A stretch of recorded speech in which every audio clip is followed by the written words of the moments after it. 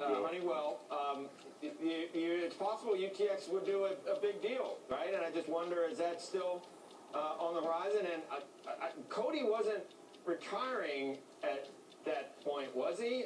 You still think the regulatory concerns or antitrust issues are too great? If he's out, maybe, you're young, then maybe go from the other way. Joe, I said it back in February, I'll say it again. We don't need to do M&A to grow the business. I think, if you have an opportunity to create value for your shareholders through M&A, we're going to continue to look at that. But with the backlog that we have on the aerospace side, with the growing urbanization that we see on the commercial side of the businesses, UTC has got great growth prospects. So we don't need M&A to grow. Hey, Greg, it's Michelle here.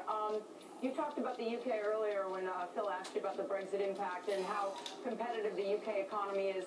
Compared to the rest of Europe, how do you see the UK? I mean, will they be able to compete even if they aren't associated with the EU?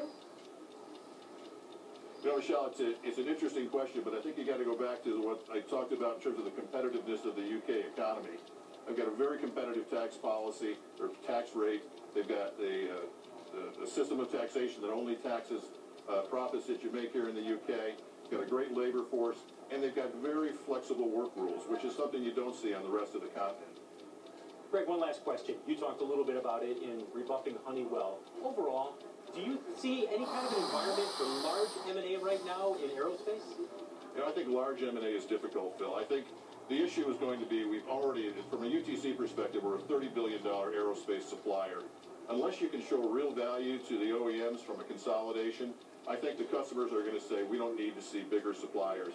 Not to say we won't see consolidation in the supply chain, but I think in terms of the Tier 1 suppliers, probably very little activity.